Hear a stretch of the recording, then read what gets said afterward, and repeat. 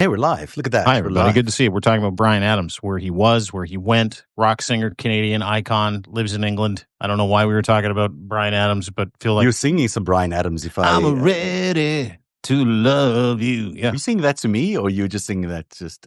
No, I heard it today. I was the only one around, so... No. Yeah, no, it No, wasn't me. Okay. I heard it today. I was in a drugstore getting some new toothbrushes. I need toothbrushes today. Are you an electric toothbrush guy or a manual? The same. You look like an electric. I'm a manual toothbrush guy. Yeah, I like it better. Feel it.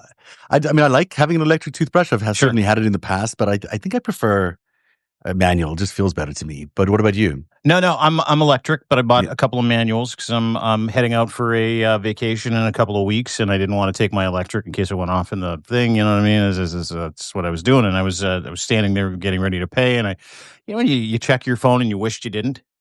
Yeah. And, that happened to me today. I checked my phone and opened it up, and just hi everybody, welcome to the Substack. Start off with the mood here in Canada as Mark Carney continues to surge. Pierre Poilievre, dollar store Trump continues to, for about a year and a half, when Poilievre was in the lead by 30, 40 points and then cratered because everybody got a view of what Poilievre would be when Trump took office again. And now people are flocking to Carney because he's a safe harbor in a rough political storm because he knows what he's fucking doing. And he's crushing Pierre Poilievre at this point. Like every major poll has him losing. But by the way, don't trust the polls. Just continue to vote and vote like your life fucking depends on it. Yeah, a lot of people are voting already, right? I mean, it's not like there's a huge number. 7.5 million people in advanced polls, which is a record by almost 30%. And do we know where they're siding? Are they siding towards the Liberals early more? Voters traditionally are progressive because progressive people are, significantly smarter than their non-progressive allies. Right. And so they like to, they plan. They'll go out early. They'll make sure they get their vote in. They know it's important. The non-progressives, they're like, I'll get there when I get there. And then they traditionally vote at the last second because it's what they do. Their brain power and the horsepower doesn't all, go to the top floor. We know that. So the higher the early vote, the more likely it is the Liberals are going to win. You got it. Yeah. Okay. Anyway, I say Carney, I don't say Liberals, but Pierre Poilievre is just taking it in the teeth. And there are some people that work at this organization called the National Post in this country of mine, Canada. Yeah. And the National Post is funded by David Pecker's group, Chatham Asset Management out of New Jersey. It's a MAGA-funded outlet. They're 66% owned by MAGA. It's a fire hose of bullshit every day from Canada's biggest print conglomerate, which is literally owned by MAGA. And they employ these crisis actors like Brian Lilly, and they tell you it's raining when you're getting peed on. Those kinds of guys, right? Yeah. And just pure political propaganda, pure conservative propaganda, pure MAGA maple MAGA propaganda, just garbage. So they're starting to read the tea leaves that Pierre Poilievre is really kind of engaged in political malpractice, and he's just dying this incredibly fast yet slow death, which I'm really enjoying politically. Yeah. And there's a reporter that works there named Tristan Hopper. And I noticed a tweet. I'm standing in line. I'm at Shoppers Drug Mart. It's 14. Went for a nice walk. Got my nice fluorescent toothbrushes and some Colgate extra whitening because I'm old and I need the extra whitening. And I read this thing and I'm like, is this guy serious? This is a reporter that lives in Canada that works as a reporter, even though he's not. He's a political operative. His name's Tristan Hopper, because these reporters that work for the National Post or Post Media Group, Toronto Sun, they're all political operatives. Very few of them are trained journalists. They're just people that write a bunch of nasty shit to try to curate a political narrative. So Tristan Hopper, reading the tea leaves, knowing that Mark Carney is in the lead by, I don't know, 10 to 12 points, depending on which poll you ask. He tweets this today. Remember the victim conversation we had yesterday? Yeah. I'm dying to hear this. Tristan said, and I quote, "I've been contacted by a not insubstantial number of people." I love how he leads with that. Not insubstantial. I think it's unsubstantial, whatever. Who feel like they have no future in Canada anymore. Well, it's always the United States. It's always the United States. Yeah, I'm not done. Yeah. Then he goes, and all for different reasons. To see millions of voters give these people the middle finger is something I don't think I'll ever be able to unsee. Oh my gosh. Are you okay? Are you okay, Dean? Oh, yeah, I think I'll live. But especially with him not here. Yeah. So that's him, Matt Gurney, a bunch of other National Post reporters who really aren't reporters. They just get paid to kind of recycle Pierre Poilievre talking points, mega bullshit, to be the anti-hero, all that other stuff.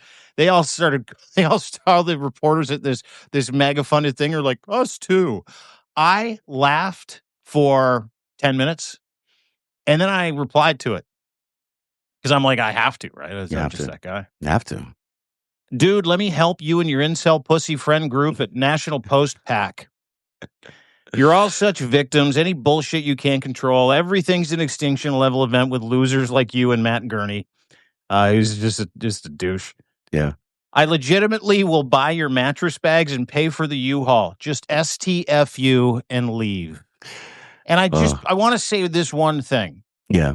This is the same group that was good. Thank you. I don't have a problem mixing it up.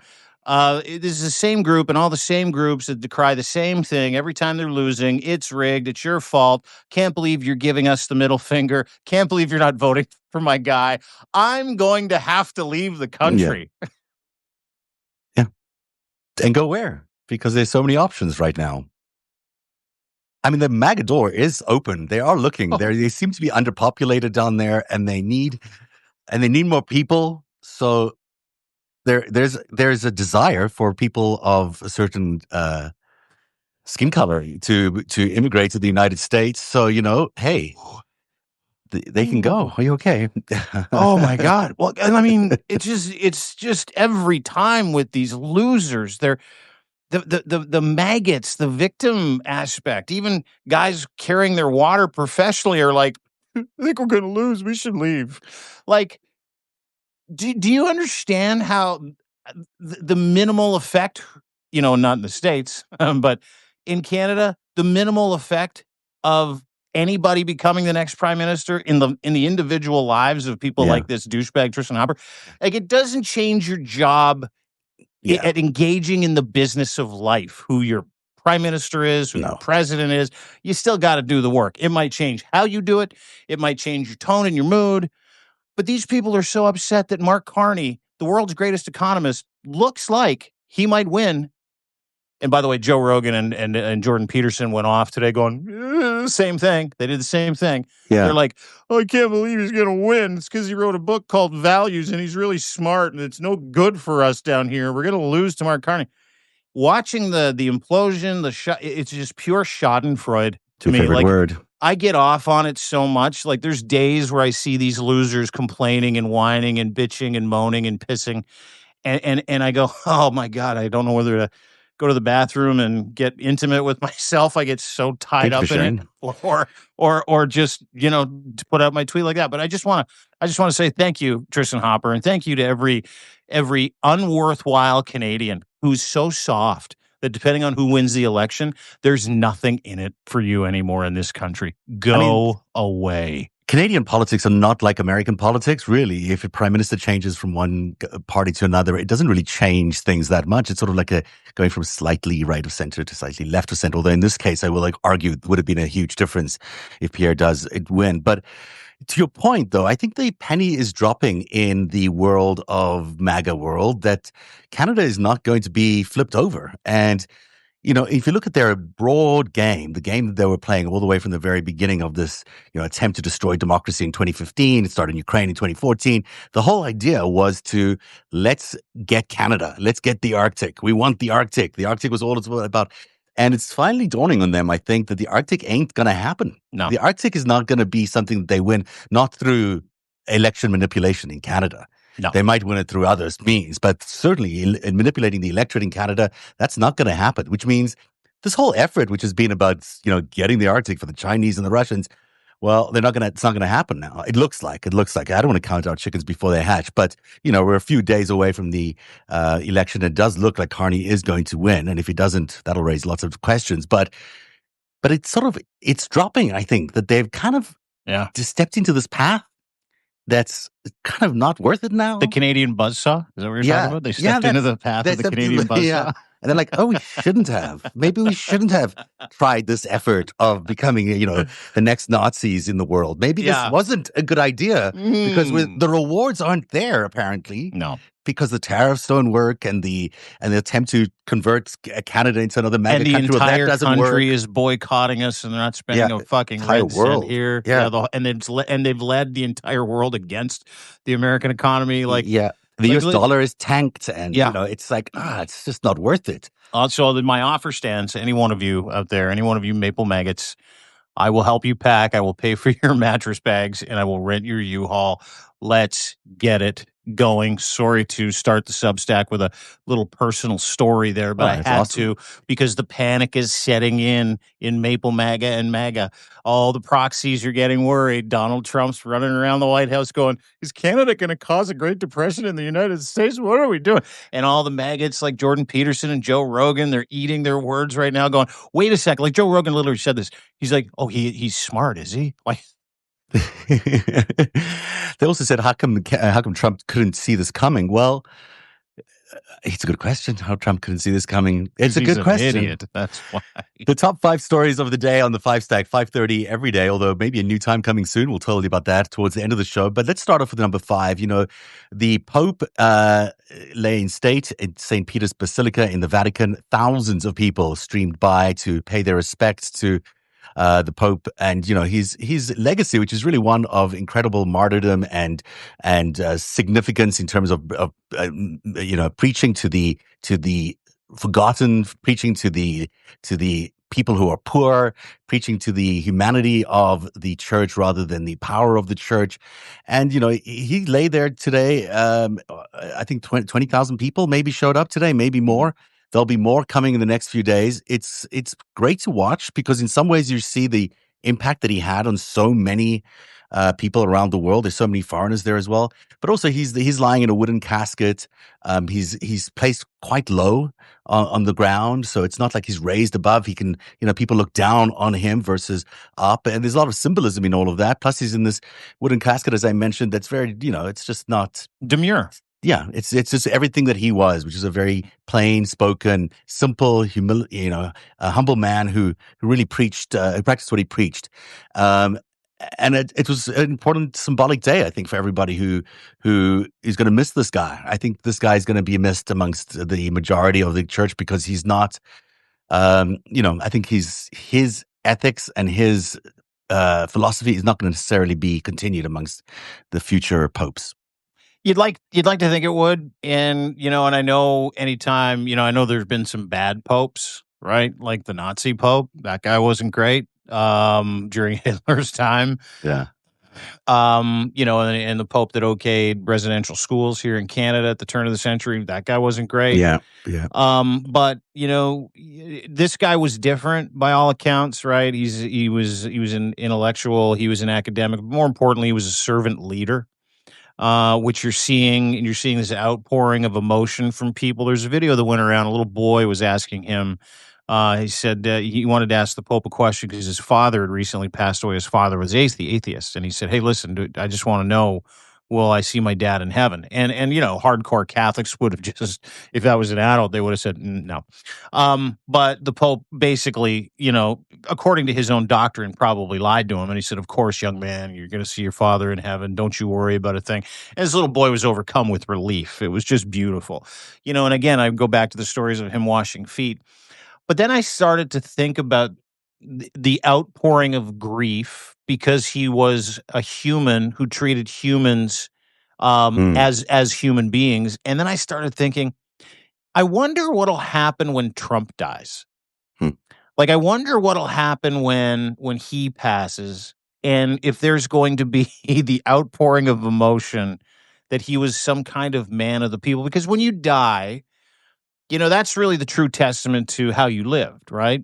It's, how many people show up to your funeral, what they say about you when you're gone. Because you're gone, you're not supposed to speak ill of the dead, depending on who the dead person is, I might. But that's really the true test. And that's how you've lived a good life, if you're a person of character, et cetera, et cetera. But I have a feeling that, a guy like Donald Trump, should he pass away, even in this term or the next term, obviously he's going to try and run for a third. I don't know if he'll make it to the end of this one. That there would be this relief, this celebration, and I have a feeling he would be buried in a place that was, not of any note. I have a feeling that whoever the next president might be, depending on if he was a Trump guy or not, might make a big deal out of it. But that entire country, 300 plus million people, would celebrate if that man died. Mm. Oh yeah, they would throw a party. They would rage for a week, knowing that the guy that tried to kill immigrants, send immigrants out of the country, hurt old people. Today, Donald Trump yesterday decided that he was going to start that task force to end anti-Christian bias, sent out an email telling employees to, yeah, we'll get to that. I mean, just all the terrible things that man is, and then you look at the outpouring of emotion where the death of a real world leader, he's a spiritual world leader, but the Pope is a world leader. And the grief and the outpouring of emotion because how he treated people. I mean, those are two very, very different examples. But it got me thinking today, Zeb, watching people walk by the Pope, for sure. I like that you've drawn that contrast, because I think that there is such a unique difference between the Christianity that Pope Francis embodied, which was one of service and one of charity and one of really preaching to the masses, the people, and not the power of the church. And then you've got what Donald Trump and the Trump regime are doing in this current day in the United States. And it's a different kind of Christianity. It's not the same kind of Christianity at all. It's all about Christian nationalism. As we go through the show today, if there's a theme for today's show, it really is about highlighting some of these really draconian, insane, terrifying in some ways, but really, really challenging ethically and morally policy issues and policies that this Trump administration is putting together. Mm-hmm. And it leads us to the number 4 story, which you were just talking about, which is Trump's anti-Christian bias task force. Now, it sounds like a lovely thing. It sounds like, there's an anti-Christian bias task force. So if there's anti-Christian bias, well, it would be a good thing if we removed that. But of course, that's not what this is about. What began at the Veterans Affairs and the Department of Justice has now reached every federal agency employee. And what they've been asked to do by the Trump administration is to report perceived discrimination. So there's an executive order signed by President Trump. It's established a government-wide initiative chaired by Pam Bondi, the Attorney General, and includes other cabinet-level officials from multiple departments. And employees are directed, by the way, to report specific incidents, including adverse responses to religious exemption requests and reprimands for displaying Christian symbols or retaliation for abstaining from procedures like abortions. So, if you walk around with a cross and you maybe in your department, people are encouraged not to wear any religious symbols. Well, if you're reprimanded for that, you can get reported on. The person who's doing the reprimanding can get reported on and could lose their job. And so this is just for Christians and Christians alone. It's not for any other religions because, church and state, that separation doesn't really exist in this new Trump world. But it just tells you about this culture that their version of Christianity is about telling on your fellow man. It's about informing on your fellow man. It's about spying on what the guy next to you in the cubicle next to you is doing, and then using that and using this anti-Christian task force to elevate your power and to decimate their power by informing on them. This is what this is their version of Christianity. It's a crusade, and it is literally ripped out of, I don't know, 100 pages of that Project 2025 manifesto, where it stipulated several times in that manifesto, I don't know if you remember it, we need to get rid of all non-believing, non-Christian government employees. Here's your tool. Yeah, we're doing it. Here you go. This is your hinge. And that hinge relies on, as you pointed out, perceived, not even factual, perceived anti-Christian bias. So let me play that out for you. Now, something you should know, full disclosure, I'm an apostate evangelical, which means I was brought up in the evangelical church. At the age of 21, I grew a brain and went to university and learned that evolution was a thing, got real mad, turned around, and I'm like, you guys lied to me.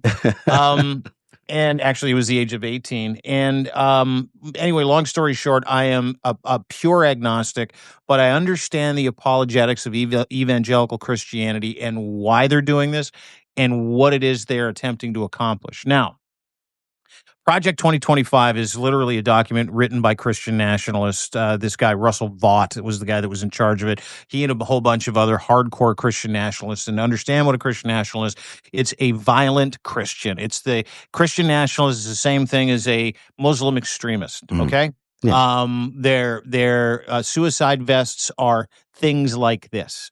They have no problem hurting anybody. They've got no problem getting violent with people who are non-Christian. And the goal is this: is that is to paint everybody around them as if they are persecuting them. And that's part of also the Christian doctrine, the evangelical Christian doctrine. And there's a verse in the Bible that says, "Blessed are ye who are persecuted; you shall inherit the kingdom of heaven." Now, the whole idea about Christianity and propaganda is at your conversion experience or when you're brought up in the church, they tell you that you've been persecuted. Jesus was persecuted. The Jews were persecuted. We come from those people, and it's our job to fight that persecution. And it's okay to be persecuted for your goofy beliefs and the dumb shit you believe and the talking in tongues and being an idiot and throwing away your world experience, because persecution is really important to feel if you're a Christian. Now, this whole thing started about 6 months ago when Jamil Giovanni, who we talked about yesterday, J.D. Vance's best friend, put out a video. This was his only policy. It was about fighting anti-Christian bias.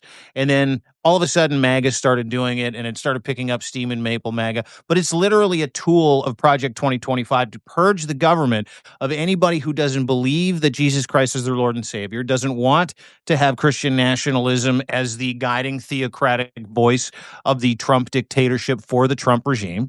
And their literal eternal life counts on them succeeding, right? And this is the deal that Donald Trump made with the Christian lobby group. He's like, I'll put as many of you in positions of authority in the government so you can affect policies from a Christian perspective, a Bible first perspective, God's laws perspective, not the laws of men perspective, because that's the big fight in the Christian church against government. It's the laws of God should usurp the laws of men, which is why they think they're immune from any kind of persecution or prosecution for hurting people who may have an anti-Christian bias. And by the way, I got a big one because it's a cult.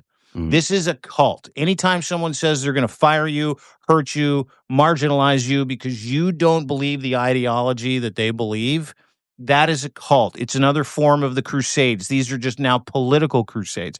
And they're going to start with the government. Then they're going to work their way down to all the different government lobby groups, and then they're going to work their way into society. And then they're going to have a snitch line for people, because this is part of what Pam Bondi said. The snitch line for people in the government, they're also going to encourage citizens to rat out or root out anti-Christian bias. So all it is like a snitch line where you can report your neighbor for saying, I don't like Christians, or Sunday school sucks, or evangelicism is a cult, which it is. Every man-made religion is a cult. They all started as religions, but they are all cults. They all fit that denomination. They all fit that perspective. So anytime you hear anything about this story, I need you to remember what this is. This is nothing more than the Christian nationalist Gestapo. And they're coming for anybody who doesn't believe what they believe, who doesn't share their ideology, and they're starting with government employees because that is in the handbook. That is so well said. And, we should remind people, of course, that Jesus Christ, he might be their Lord and Savior, but the Jesus Christ that actually began this religion would never have agreed to anything like this, was in fact a revolutionary against a corrupt Russian state, Roman state. At that time, Jesus Christ was considered a revolutionary. That's why he died. So anyone who's declaring him as their Lord and Savior and their guide in all of this is just preaching nonsense to you. What they've done now is taken Christianity, the kind of Christianity that we talked about in the beginning of the show with Pope Francis, and turned it into a means to acquire power by basically taking all the white people, because let's be honest, it's about white people, and declaring them as sort of the special descendants of Jesus Christ and the adherents to Jesus Christ's law, and therefore they have permission to basically discriminate against everybody else, to spy on everybody else, to report on everybody else, and to basically frame anybody they want to with a declaration that they're anti-Christian because they can. Because they've been declared that power. And it is exactly what they did in Nazi Germany. And it's exactly what the Russians do and what the Russians did under Putin. It's exactly the same thing that happens in dictatorship. It's designed to create a tiered class system in the world, in their countries at least, and then also strike complete fear into the hearts of anybody who doesn't agree with the regime. It absolutely does that. And the minute you're worried about your neighbor, your colleague, your friend, your whatever, being able to just pick up a phone and say, hey, well, that guy's, I don't know, he might not be Christian enough.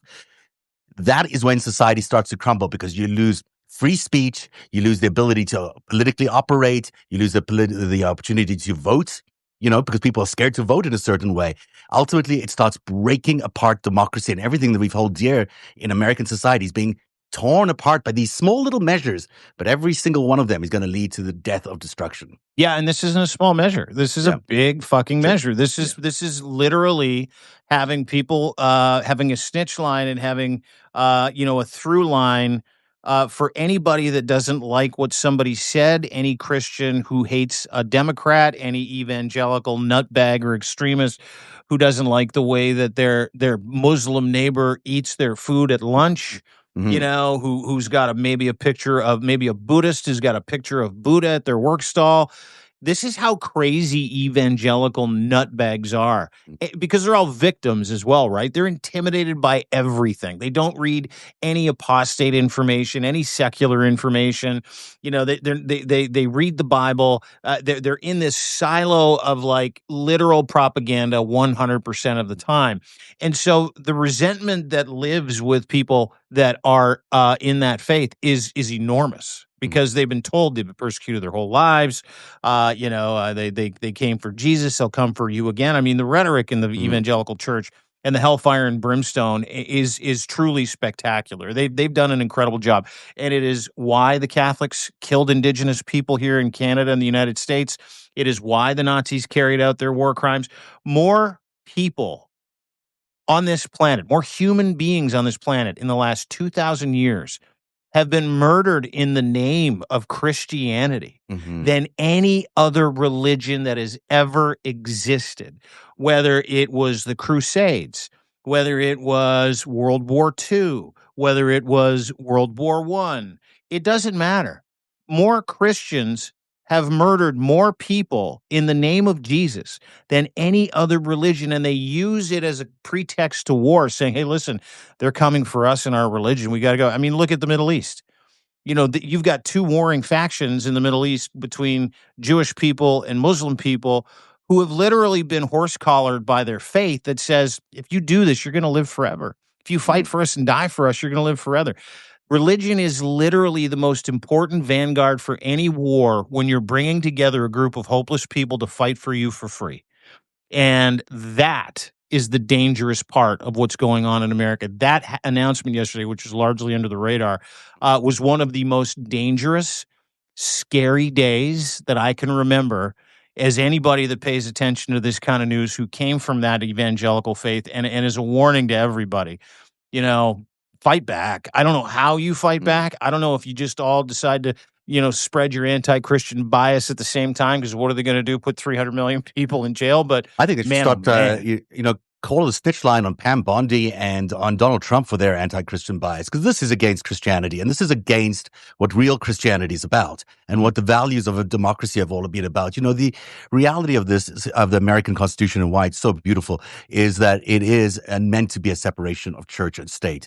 And instead of making this a defense of people being against religious discrimination or supporting every religion equally, what they're doing is they're turning it into a blood sport so they can turn Christianity into a way to fire people who don't agree with them inside the government. And that's going to spread throughout society. So they're misusing the religion, they're misusing the Constitution, and they're basically turning it into a bloodletting, a pogrom, basically, that's going to be firing anyone who's slightly liberal, or might have different religious backgrounds, or might have just different views than this Aryan nation that they're trying to build. They're going to get fired, and everybody else is going to keep their jobs because they can. They'll just be able to call the snitch line. It really is depressing, and you're right to call it one of the most important stories around that has flown under the radar and needs to be. People need to really amplify their distress around this thing, but. Just to follow on that, the number 3 story of the day, just to take it to a whole other absurd level, the Trump administration is proposing a $5,000 baby bonus for women to have babies. They're also proposing something called the Medal of Motherhood, for women with 6+ children.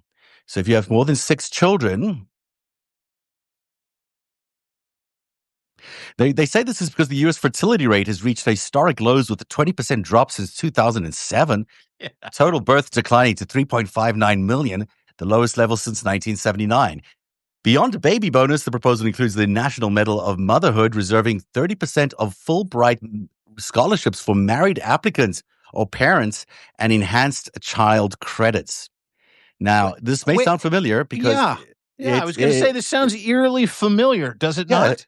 It is eerily familiar because in Nazi Germany, they had something called the Cross of Honor of the German Mother, and in Stalin's Soviet Union, they had something called the Order of Maternal Glory. Not having children or having fewer children is becoming more socially acceptable, experts note, as economic concerns, delays family formation, and changing social attitudes drive the trend. This is according to ABC News. But this is not really about, this is not about that. This is about the Aryan nation. This is about rewarding people to have more white kids, white babies, religious Christian babies that can be, grown up in traditional Christian households. This is a great replacement answer. That's what that is, right? Yes. While they're deporting a whole bunch of people, by the way. While they're forcibly deporting, because the birth rate's declining and population is declining. Let's deport a bunch of people, and then we'll have to give our Fulbright scholarships to women to have kids because we're not having enough kids. This is where we're at. Yeah, I mean, history's such a great teacher, right? When this is unbelievable. Mm-hmm. What's the medal called? The Medal of Motherhood. The Medal of Motherhood. Motherhood, yeah. And this $5,000 bonus and Medal of Motherhood is only available to mothers that pop out 6 kids. Is that correct? That's the Medal of Motherhood is for women who have 6+ children. 6+ children. But nobody does that anymore. Only a fucking moron or a Mormon or a Catholic does that. But anyway, go ahead. It's like, or you can get a $5,000 baby bonus every time you have a baby if you're a woman. So you get the little bonus, and I guess that's either tax credits or I don't know how they plan on instituting it. It's not the first time people have done this to build their population sizes, but in the midst of deporting 2 million people, whatever their intention is. Well, they're going to have to replace all that cheap labor with child labor, right? Like Florida's trying to change their child labor laws to get people to work at the age of 10 because they're losing a whole bunch of fruit pickers. No, exactly. I'm not being racist. It's just the truth. That's what they're doing. That's what they're doing. They're doing it. So they're like, hey, we're going to have to replace this workforce. We better get women banging, and we better get them pregnant, and we better incentivize them. But 6 kids for $5,000. Do you know how much it costs to raise a child? Because I do. $213,000 a year. That was like 4 years ago, 4 years ago. Super 6 expensive. kids is 6 times 2. That's $1.3 million. Right? If it's 213, close to $1.3 million. And they're going to give you $5,000 for that. Listen, folks, it's a bad return on investment. Number one. Number two, if you've ever walked through an airport with more than 2 kids, you know that is absolute hell in a handbasket. You don't want it. Number three, the exact replica of the Nazi Germany award for mothers to have more white Aryan children, plus a medal, which is like a cross, the same thing that they did in Nazi Germany, the same thing Stalin did. Let's stop operating under the assumption that this guy isn't taking everything he can from Mein Kampf, everything he can from Nazi Germany's playbook on how to turn your country into a religious white dictatorship that caters to blonde-haired, blue-eyed people that believe just the same thing, is that your race is more important than everybody else's race. This is an answer to the Great Replacement Theory, which is bullshit, and that is literally the sign of how you know that Donald Trump, A, isn't just racist, but B, is an absolute Aryan pig, as is everybody involved in the Trump regime. Yeah, and I mean, I think you're right. I mean, you can no longer be fooled into believing that they're doing anything else. They're building a Nazi country. They're building a country that is going to discriminate against everybody else, that may even, because you can see how this line is very, very slippery, that, they'll land up killing people. They're going to kill people. They're not just going to deport people and There's Abrego Garcia. And people disappear. Yeah, exactly. They don't just disappear people, vanish people without any due process. You know that at the end of this line is extermination of people that they don't like, because that's how they maintain power in these countries. as power is slipping from them, they target more and more groups on the outside until they basically have got everybody that's not like them. And what you land up with is a country that's so hated by the world and that is going to go to war with the world and kill even more people. Because at the end of the day, that's what happened with Nazi Germany. That's what happened with Stalin, is you get the addition of the threat of world war. So not only are they building an Aryan nation, they're building a nation that's going to go to war with the rest of the world, and potentially Canada could leading the front in there. I wouldn't doubt it. I wrote a piece at Substack today called "Faith Over Freedom: Trump's Christian Nationalist Gestapo Sends Emails to Government Employees." We already covered the story to report anti-Christian bias. And the interesting part is, you go back to that mother thing. In Nazi Germany, they had this saying. It was "Gott mit uns," which means God is with us, right? And it is almost the same insignia as the cross of the Nazi mother, or whatever it's called. That it is true. Watching this all kind of get wrapped up in one tidy bow with the Trump administration, the Trump regime. They're not an administration; they are a regime. This is a dictatorship. This is just the second coming of the Third Reich, friends. So. Heads up, especially some of you mothers that are hard up for money that are already on kid number 5. Don't do it. Don't do it, please, whatever you do. And who wants to raise a kid in this environment, really? Who wants to raise a kid that you're going to lose in a world war, clearly, because this is where we're heading. You talked about the German slogan there. A lot of my family died in the concentration camps in Poland and other parts of Europe. And you can see the logical extension. You can see where this is going. You can just see where this is where they land up with these death camps.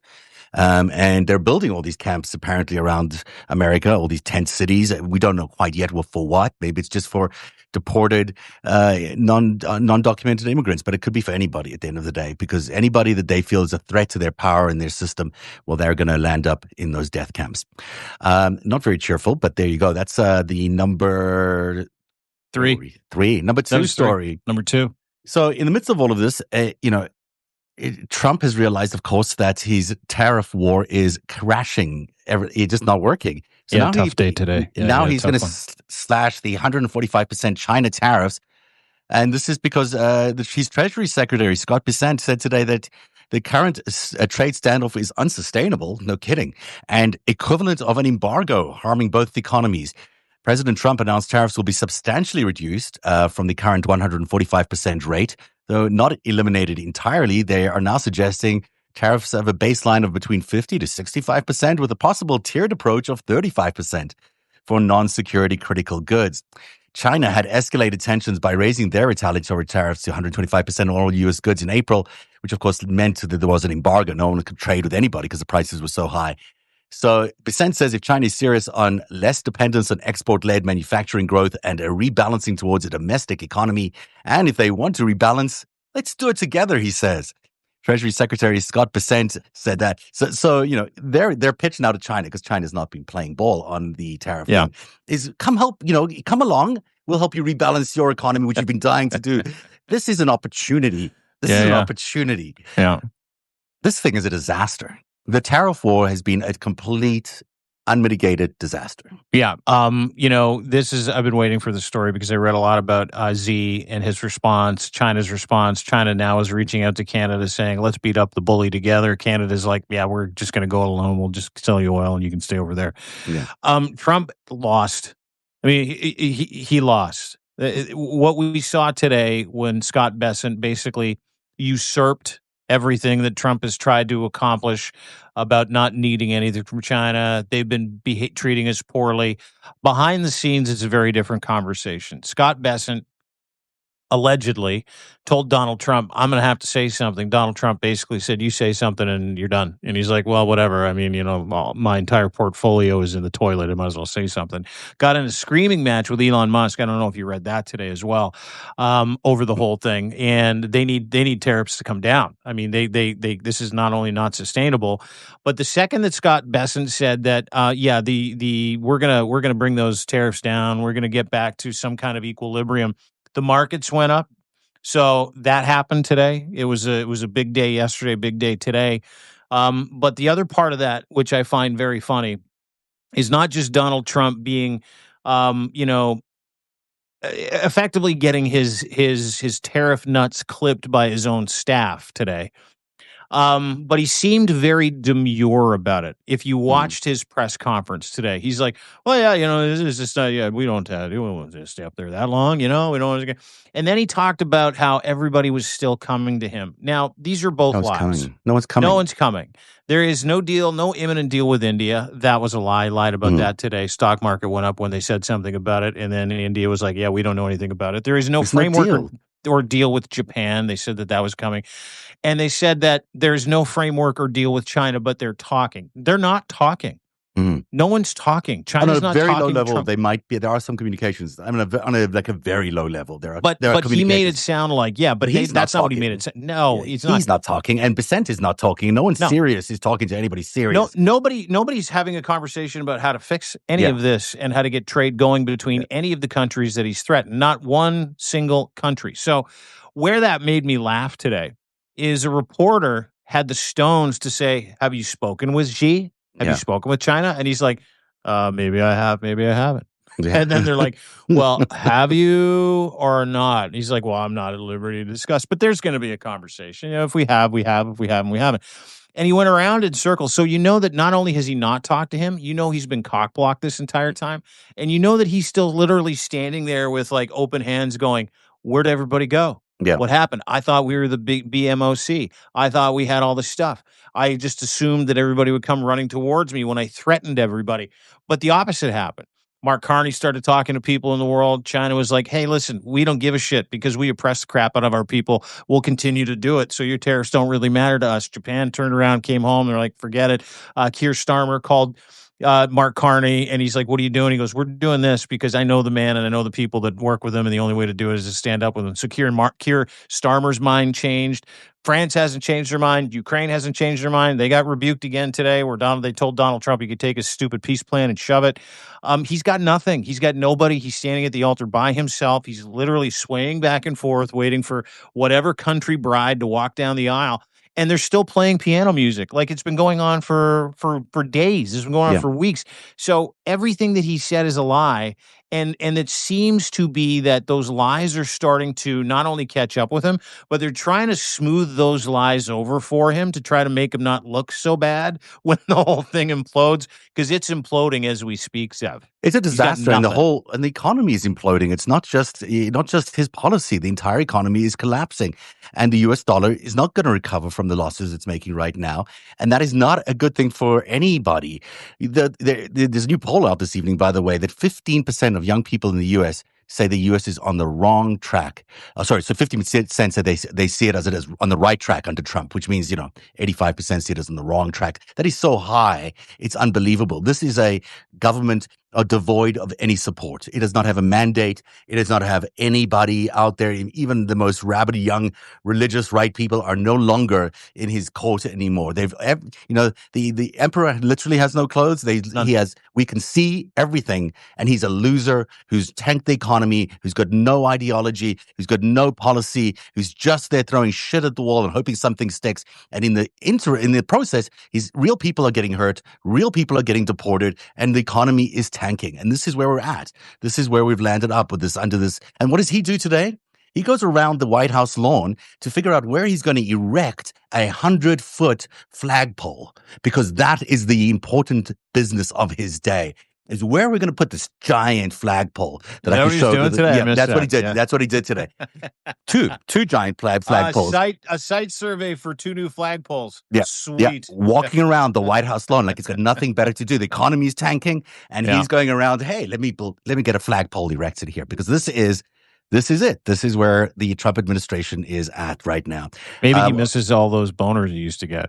Maybe that's it. He needs to erect 2 flagpoles. I miss those days. 100-foot flagpole. Oh, he's compensating, right? You've heard the stories. You've heard the stories. Of course. It's like a small cremini mushroom on a beanbag chair. On a hairy beanbag chair. Yeah, wasn't it testimony? I think it was testimony. I think Stormy Daniels revealed it at some point in actual court testimony under oath. No, she did. She said it was like a little mushroom buried in the hedges. Yeah, I think that's what she said. Basically, in the red hedges. Now you'll have 200-foot giant. People in the massive. comments are throwing up in their emoji mouths right now. Sorry, guys. I apologize. We won't do that again. We won't do that again. The number one story today is another shocking, today at the so-called negotiations between Trump and Zelensky, patience was running very, very thin, especially after the Americans presented this idea that they would let Russia take Crimea. Zelensky acknowledged the emotions ran high, he said in the meeting, which is probably an understatement for what really happened. He said to Reuters that, and he said that he in talks said to the Trump administration representatives that he was always acting in accordance with its constitution and obviously rejected the Russian control of Crimea as inflammatory. This is, what he also did, by the way? No. He pointed to a 2018 statement by Mike Pompeo, who is the former Secretary of State under Trump in Trump's first administration, which basically called on Russia to end the Crimea occupation because it was against world law, world rules and everything that you'd imagine that a typical U.S. Secretary of State would say about the occupation of Crimea. So he pointed at his own previous policy, at the Trump administration's first-term policy, to say, but you guys said it was really illegal to have the Russians take over Crimea, and that's when I think the Secretary of State walked out. There was just the negotiations before they even started. They sort of fell into disarray, and today there were 5 nations there, which is a good thing to have 5 nations. Yeah. But at the end of the day, America has lost its moral fiber, has lost its opportunity here, to really have a say in how this ends and to negotiate a really just end to this war. In fact, they've screwed it up. Well, shocker. I mean, you surround yourself with village idiots and a real estate guy in New York to negotiate the end of a barbaric war that's been going on for 3 years, being fought by your new ally, and you've turned coat on your old ally. Zelensky rejected Trump's regime ultimatum. As you pointed out, he said, and I quote, "There's nothing to discuss. Crimea, giving you our land, giving you our minerals, part of the deal was that they would give Zaporizhzhia power plant as well to the United States. They'd let them run it and they'd share in the revenue that they created because Zaporizhzhia is the biggest nuclear power plant in Europe, supplies power to so many different countries, as well as a minerals deal. And so Zelensky said, and I quote, "There's nothing to discuss. This lies outside our constitution. This is our territory, the land of the Ukrainian people. This will not happen." We talked about it yesterday. Trump can pretend he's negotiating with Russia all he wants over Ukraine's future. It doesn't matter. Like, none of those things matter. It was a pipe dream. And Putin, of course, agreed to it because he got Crimea, all his land, and he got a chance to stop killing Ukrainians. Even Putin rejected the proposal today. No one agreed to it. It was just a stupid proposal for different reasons. But the idea is just nobody even thinks that Trump has a possibility of negotiating anything here. He's just the emperor, has no clothes. He has no value, and he's not a deal maker. You're finding that out now, people. That war was supposed to end on day 1 with a phone call. It's been 3 months, and now the Trump regime is going, we might just have to walk away. These 2 people don't know what they're doing. It's like, no, you don't know what you're doing. And my advice to Vladimir Zelensky, and I'll read you what Trump put out on his Truth Social tweet about Zelensky and Russia. It's if you didn't know he was a Russian asset, now wait for this. But effectively, Zelensky basically told him to go pound salt. He says, we're not going to allow you to do this. So this is our country. We're going to do our thing. So now they've stepped back. Rubio didn't even show up to the meeting, by the way. Yeah. He wasn't even there. He's like, I got my teeth kicked in last time I was there. I'm not going back this time. So after Zelensky basically told everybody to eat it, tensions ran high, as you pointed out. Trump puts this Truth Social tweet out. Ukrainian President Volodymyr Zelensky is boasting on the front page of the Wall Street Journal that Ukraine will not legally recognize the occupation of Crimea. Well, it's his country. Yeah. It's their constitution. You got nothing to do with it, shit for brains. It's his war. There's nothing to talk about here. This statement, Trump says, is very harmful to the peace negotiations with Russia. The fact that you won't just hand them your land, it's harmful to the peace negotiations with Russia. That Crimea was lost years ago under the auspices, you can guarantee he didn't write that, of President Barack Hussein Obama. He had to get Hussein in there. and not even a point of discussion. Nobody's asking Zelensky to recognize Crimea as Russian territory, but if he wants Crimea, why didn't they fight for it 11 years ago when it's handed to Russia without a shot being fired?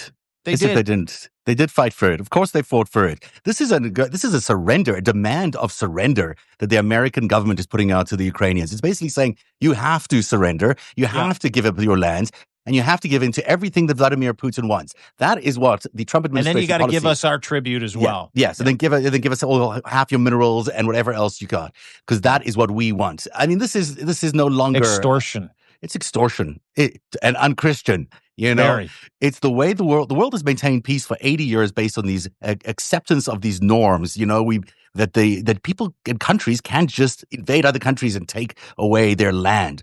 And the Trump administration, with this threat to surrender, this like, you guys have to surrender, this ultimatum, is basically saying that they will squander the 80 years of peace that we've had because they want it to be okay for countries to invade other countries so they can take them over. Taking us back to Canada and the 51st state and Greenland and all these other things. This is what this game is about for everybody. And it is, everybody's best interest that this Trump administration does not do any of this, that there is no successful surrender, that there is nothing that the Zelensky government gives up, and that Zelensky stays firm in rejecting everything that Donald Trump is proposing. Keep killing Russians, Ukraine. Like, I mean, you listen, you're well within your rights. They're in your country. Keep killing Russians until you get the deal you want. You're winning. You're literally winning. The free world is lined up behind you. The free world is lined up behind Ukraine. The free world has abandoned America. The free world has abandoned Putin. The free world has abandoned Xi. We're right here. Everybody's right here. Keep killing Russians until you get the deal you want, which is a full withdrawal. You are one of the biggest burgeoning superpower without nuclear deterrence, but France is on the scene. They said that we'll loan you some stuff. In Europe, you're the second biggest army in Europe. You've got more drones than you know what to do with. You're smarter. You're better. Keep killing Russians until you get a better deal. That's all you have to do. And they're saving the world. They're saving the world absolutely from a catastrophic world war, because I think that's where we're heading otherwise. Really, the success of Ukraine is so fundamentally important to everything that happens next in the world. And it's also, as we've been talking throughout the show about this encroaching Nazism that exists in America, that is growing in America. It's no coincidence the Second World War involved the Nazi Germans. So, we need to stop this at every front. We need to keep resisting at every front. We need to push back on absolutely every attempt to erode our democracy. And it's happening in the courts. We see it every day. There's good news that comes out of the courts almost every day about how judges are standing up and refusing to let the Trump administration get away with any of this. I'm sure that'll happen to some of this anti-Christian biased stuff as well. We'll see it go away. And, it's all happening in the setting right now of a pope who's being glorified for the right reasons, for being the right kind of Christian, for being a humble servant of the people, which is exactly what we need in our leaders of today. So even though he's dead, he is symbolically saying to the world, and we're seeing it, that this is what leadership is about, and this is what Christianity is about, and it's not what Donald Trump is presenting to the world. Way to tie it up in a nice little bow today, Substack. Zev, must be a professional broadcaster. I might be. I don't know. But I'm a behind-the-scenes guy. I'm a producer, I serve people like you. Everybody should check out your Substack. It's so good. Thank you. It's just so good. It's deanblundell.substack.com. Essential reading every day about everything to do with defending democracy, Canada, America. It unites the right people under the right, although they're really not right, but you know what I mean, under the right banner, because there's a lot of people in America and the United States who believe in exactly the same things. They believe in democracy, they believe in freedom, and they believe in ultimately the individual pursuit of their own success and unfettered by the forces of tyranny. And that's what your Substack is about. It's what my Substack's about at narrative.org, narrativ.org. Everyone should check it out. And thank you for being here today on the FiveStack. Thanks, everybody. Are we changing the time? We're changing the time, aren't we? Next week, we're going to try 3 p.m. Let us know. Send us a note. Let us know if 3 p.m. is okay with you. I have a feeling that you want something to do at work while you're working. We're going to give it a go at 3 p.m. See how that rolls. Maybe 3:30. Steve, thank you. Thank you, everybody. We'll be here. You can get us always where our Substacks are. DeanBlundell.substack.com. Narrative.org is where you can find my friend Zev, who also does incredible work. We both have deals for lifetime memberships. We will be moving to a paywall. But as long as you guys are okay, we're going to try 3 p.m. next week, and we'll give it a go. But let us know. Steve McLeod's like 3 p.m. Yes. Mary's got her hands together. She's like, yes, we got 700 people in here. No, thank you, Jane B. Thank you.